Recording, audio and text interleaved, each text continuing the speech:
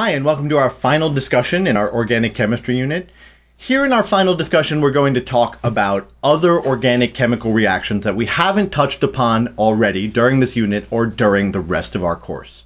I've got an image here of different kinds of plastics because plastics are polymers, and polymerization reactions are one of the major organic reactions that we haven't talked about up until this point.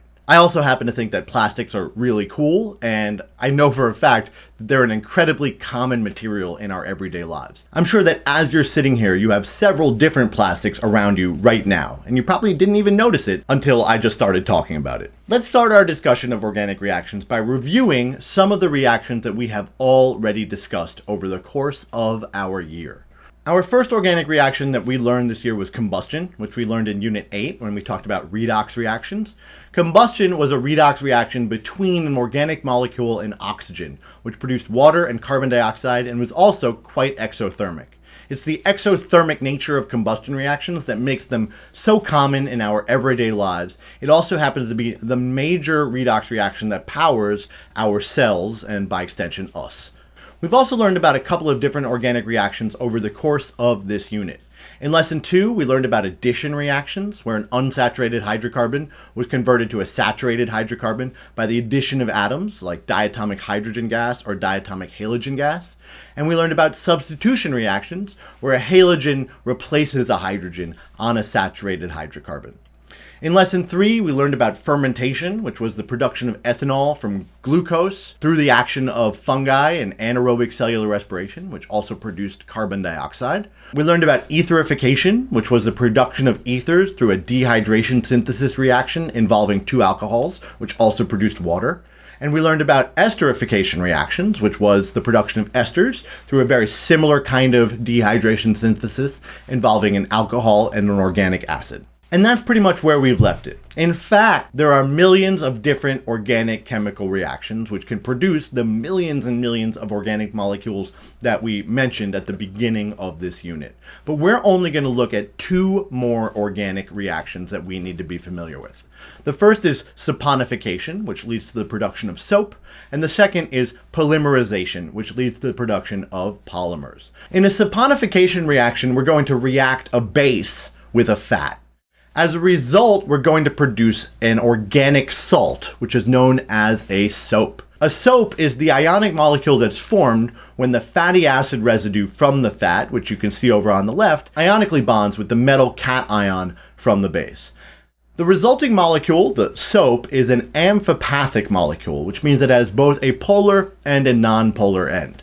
The long chain of carbons and hydrogens, the fatty acid tail as it's called, is the nonpolar part of the soap, and the negatively charged carboxyl head of the soap, ionically bonded to the cation, is the polar head of the molecule. This is actually why soap works the way it works and why we use it the way we use it. When we put soap in water, the polar ends are going to be attracted to the water, and the nonpolar ends are going to be attracted to any fats or greases or other nonpolar dirt molecules. As a result, soap will spontaneously form structures known as micelles in water, which surround the nonpolar grease, attracted to the nonpolar tails, with the polar heads being pointed outward and attracted to the water. Then as the water goes down the sink and away from our hands, the micelles are transported with it due to that attraction between the water molecules and the polar heads. In a polymerization reaction, we're going to produce a polymer. A polymer is just a general term for any molecule that's made up of repeating subunits. Those subunits are called monomers. What we see here is a polymer of glucose molecules connected together into a molecule called cellulose. Here is one of those glucose monomers in the overall chain. This chain goes on for many, many hundreds of thousands of repeating glucose monomers. That's pretty characteristic of polymers in general. We have molecules that are made out of many, many, many repeating monomer subunits. There are actually two different major ways that polymerization reactions can occur. In a condensation polymerization, you're going to bond the monomers together by removing water from them. So you can see here we've got two different glucose monomers, and by removing water from them, we've connected them together by an ether linkage. If we do this a couple 100,000 or million times, we'll get a polymer like the cellulose polymer we saw in the previous slide. This is actually how all of the biological polymers are produced. It's how we make polysaccharides like cellulose. It's how we make all of the proteins, which are just polymers made out of amino acids that repeat.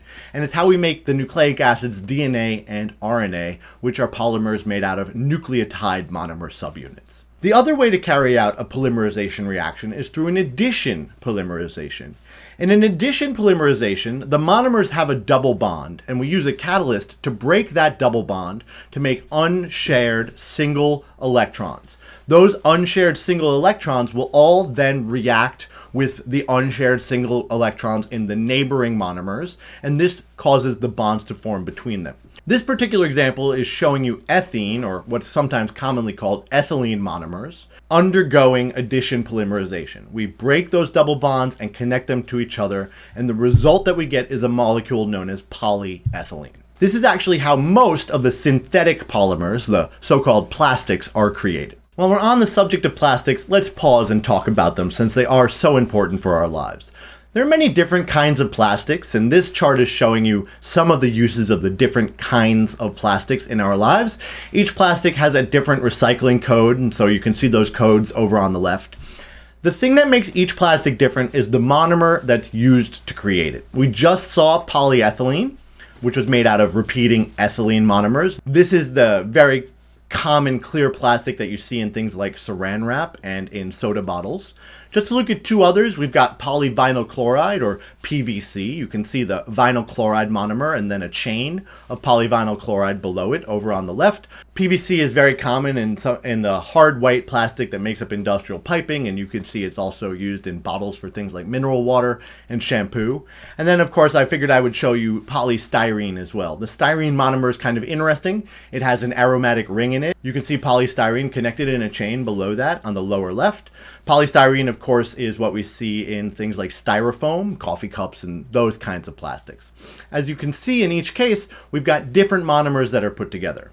We actually get these monomers from fossil fuels, from chemically treating the hydrocarbons that come out of fossil fuels. We can produce the different monomers, which are then connected together in the production of industrial plastics, which is also one of the concerns about plastics as we move into an era where fossil fuels may not be as plentiful as they were in the past. The production of many plastics depends very heavily upon fossil fuel availability. The only other thing that we should talk about here when we talk about polymerization is the process known as vulcanization, which is the process that increases the strength of rubber polymers by cross-linking those polymer chains with sulfur atoms.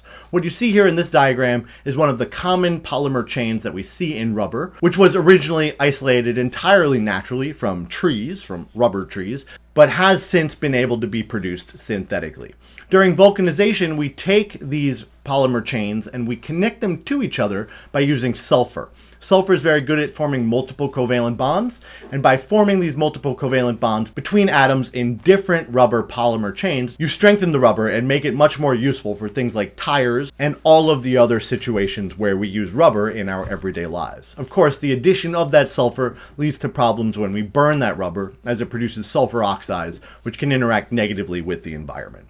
If you have any questions about polymerization reactions or vulcanization reactions, now would be a good time to write them down before we wrap up. Thanks so much for watching our discussion of saponification and polymerization reactions. Make sure you can do the following things here at the end. Make sure that you can identify each of the reactions that we've discussed in this presentation. Make sure that you can explain how soap works. Also, make sure that you can compare and contrast condensation polymerization with addition polymerization, and explain how vulcanization and the vulcanization process strengthens rubber. If you can do all those things, you're doing great. If not, that's okay too. Take a moment and write down any questions that you have. You can always leave them in the comments below the video, and you can always get in touch with me. Thanks so much for watching. I really appreciate it. Is exactly what I would be saying in any other video, but the course is over. Yay, us. You did it. You made it through all of these videos. You watched them all. Good for you. What do you do now?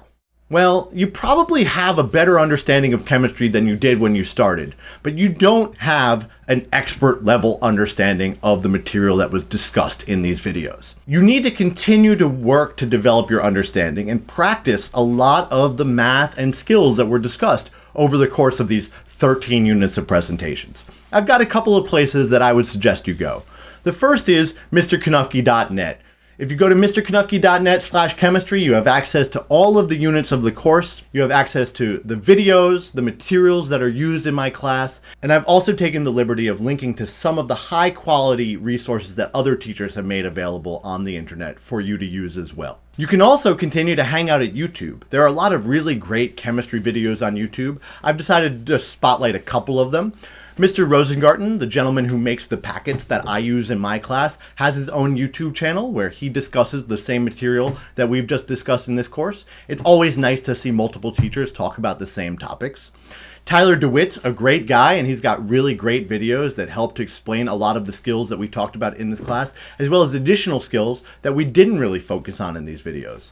By the same token, Mr. Anderson over at Bozeman Science has some really great chemistry stuff. Though it is targeted towards the AP chemistry side of things, you are definitely able at this point to go and watch AP chemistry videos and have a pretty good understanding of what's being talked about. I bet if you go over there, you'd probably be surprised at how much of the AP chemistry curriculum you really do understand. And of course, Hank Green and John Green run the Crash Course Chemistry channel, and Hank has done a nice series on chemistry, which has really nice animations, though I do think Hank talks a little fast. You can always pause and rewind the videos if you need to hear what he's saying again. So these are some of the places that you can go. And of course, you can always let me know if you need another video on a topic that I haven't talked about here that you think would be helpful to your chemistry learning. Just send me a note. You can always get in touch with me either by leaving comments below the video or using the contact information in the info field. But the most important thing for you to do is to just keep working at your chemistry understanding. The more you work at it, the more you remember, the more you remember, the more you understand. And that's really the secret to success both in chemistry and in anything else.